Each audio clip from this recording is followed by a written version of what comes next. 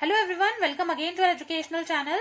आज का ये वीडियो हमारा प्रैक्टिस सेशन होने वाला है और आज के इस वीडियो में हम एक्टिव एंड पैसिव वॉइस के सेंटेंसेस प्रैक्टिस करने वाले हैं।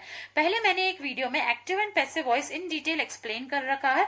अगर आपने वो वीडियो नहीं देखा है तो उसका लिंक मैंने डिस्क्रिप्शन बॉक्स में दिया हुआ है, वो वीडियो आप जाके देख लीजिए। And still if you are new to our channel then kindly subscribe it so that you can get the notification of each and every video that we will be uploading.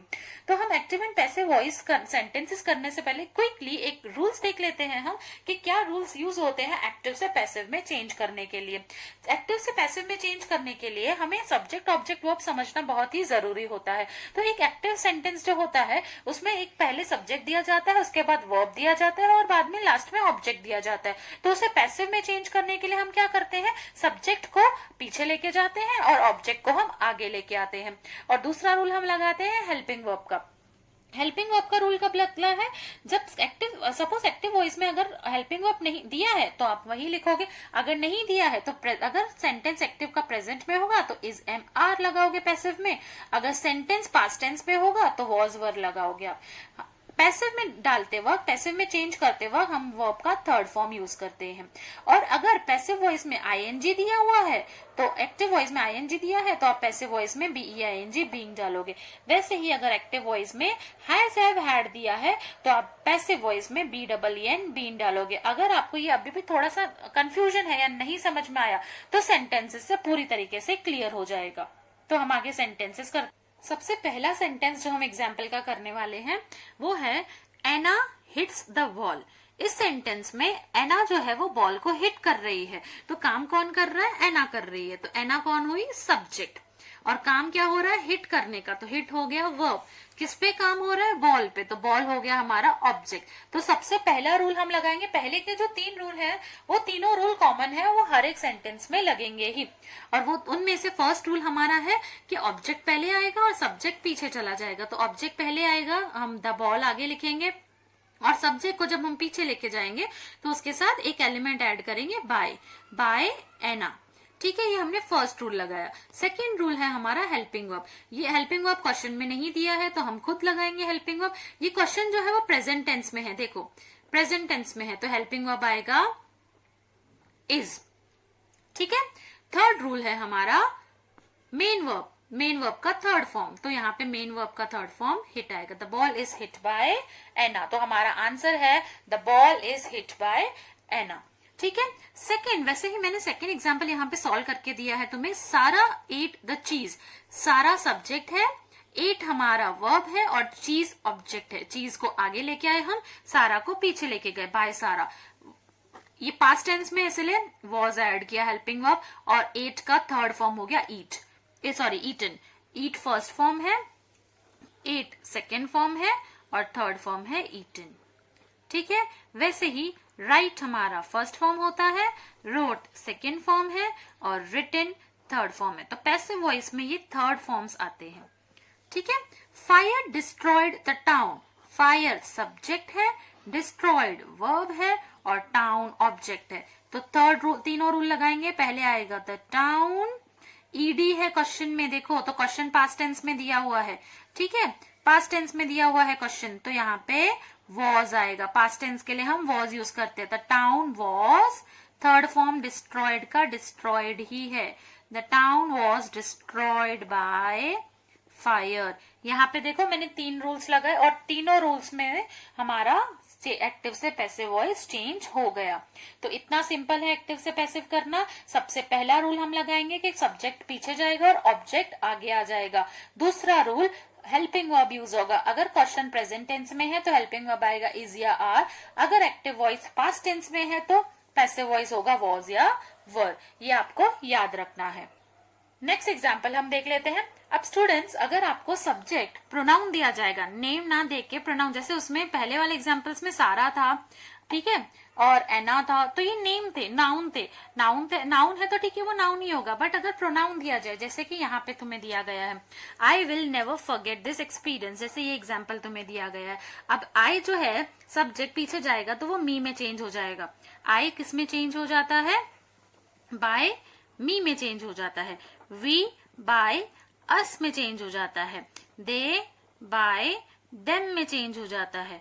ठीक है, इस तरीके का changes होता है। ही by him में change हो जाएगा, शी बाय हर में चेंज हो जाएगा। वैसे ही आई किस में चेंज होगा, पीछे जाएगा तो बाय मी में कन्वर्ट हो जाएगा।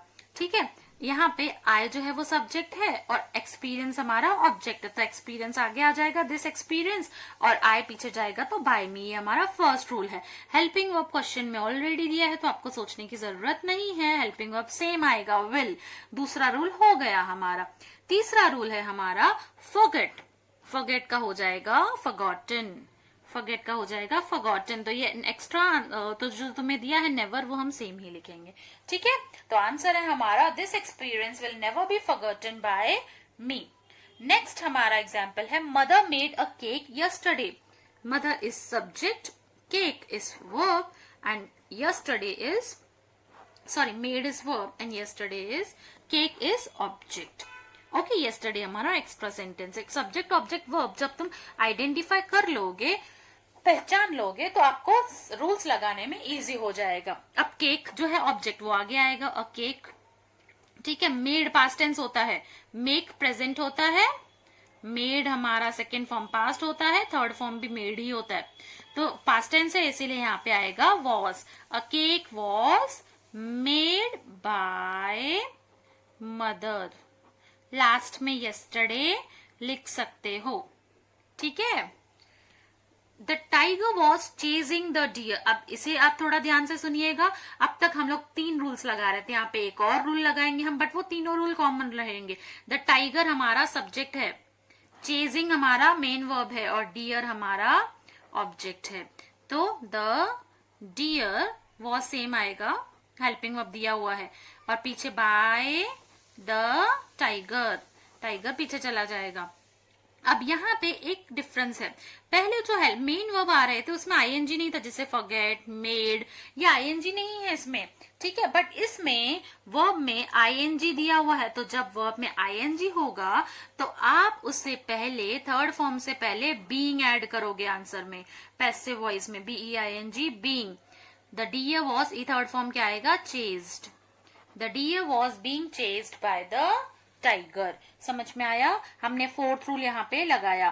फर्स्ट रूल ऑब्जेक्ट आगे सब्जेक्ट पीछे, दूसरा रूल हेल्पिंग वर्ब, तीसरा रूल मेन वर्ब का तीसरा फॉर्म, थर्ड फॉर्म, और चौथा रूल है अगर मेन वर्ब में आईएनजी आएगा तो तुम पैसिव वॉइस में BEING, बीइंग ऐड करोगे।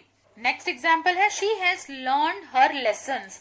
इसमें सब्जेक्ट शी, लर्न हमारा वर्ब है और लेसन्स हमारा ऑब्जेक्ट है। तो लेसन्स आगे आएगा, हर लेसन्स आगे आ जाएगा।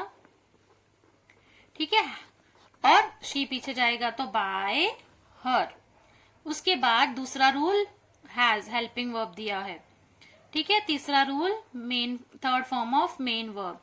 अगर क्वेश्चन में चौथा रूल भी आएगा, यहाँ पे एक और रूल लगेगा, ये 3 रूल के साथ BEING वाला बीइंग तो नहीं लगेगा, बट हैज है। अगर क्वेश्चन में हैज, हैव या हैड होगा तो आपको आंसर में उसके साथ बीन डालना है, हैज बीन। तो आंसर है हमारा हर लेसन्स हैज बीन। अब लेसन्स आ गया मोर देन वन, तो मोर देन वन जब होता है ना, प्लूरल जब होता है ना, तो हैज नहीं हैव लगाते हैं। Her lessons have been learned by her. ठीक है, नेक्स्ट है हमारा the police have caught the thief. तो इसमें जो हमारा पुलिस है वो सब्जेक्ट है, कॉट हमारा वर्ब है और थीफ हमारा ऑब्जेक्ट है। तो यहाँ पे द थीफ, यहाँ पे बाय द पुलिस। ठीक है, हैव है, हैज बीन, बीन आएगा यहाँ पे, कॉट थर्ड फॉर्म कॉट ही होता है। The thief has been caught by the police. The children have broken the window pane. The window pane आगे आएगा, चिल्ड्रन पीछे जाएगा, ब्रोकन का ब्रोकन ही आएगा। ऑलरेडी हेल्पिंग वर्ब दिया है, हैज क्यों लगाया है हेल्पिंग वर्ब, क्योंकि यहाँ पे चिल्ड्रन मतलब एक से ज्यादा बच्चा, तो इसलिए हैव दिया। प्लूरल के लिए हैव यूज होता है और सिंगुलर के लिए हैज यूज होता है। तो यहाँ पे विंडो पेन एक ही है, इसीलिए हैज यूज हुआ है। The window pane has been, been लगाया है। ठीक है, बीन ऐड किया है, been broken by the children. She was writing a story. इसमें शी हमारा क्या है, सब्जेक्ट है, राइटिंग एक मेन वर्ब है और स्टोरी हमारा ऑब्जेक्ट है। तो अ स्टोरी, ओके, और बाय हर, लास्ट में बाय हर, हेल्पिंग वर्ब ऑलरेडी दिया है। राइटिंग का थर्ड फॉर्म होगा रिटन, जैसे राइट, रोट, रिटन मैंने बताया ना, यहाँ पे आईएनजी है तो आप यहाँ पे क्या लिखोगे, बीइंग। तो आंसर होगा हमारा a story was being written by her. तो आप देख रहे हैं कि हमें ये 5 रूल्स याद रखने के बाद हर एक सेंटेंस इजीली हम एक्टिव से पैसिव में चेंज कर सकते हैं। James bought fish at the market. Fish, James subject है, बॉट हमारा वर्ब है और फिश ऑब्जेक्ट है। ठीक है, तो फिश आगे आ जाएगा, जेम्स पीछे जाएगा, बाय जेम्स। वॉज, क्योंकि ये क्वेश्चन पास्ट टेंस में है इसलिए हमने वॉज लिखा हुआ है, third form of main verb. Fish was bought by James, और ये जो एक्स्ट्रा सेंटेंस है वो सेम आएगा, at the market. Okay, I must clean the house, the house और पीछे जाएगा by me. Must modal already दिया हुआ है, मॉडल वर्ब। क्लीन का थर्ड फॉर्म है क्लीन्ड, ये मॉडल वर्ब्स के साथ बी आता है। The house must be cleaned by me. Okay, he delivers the letter, the letter आगे आ जाएगा, पीछे आएगा बाय हिम। डिलीवर्स है RS, तो मतलब प्रेजेंट टेंस में, द लेटर इज।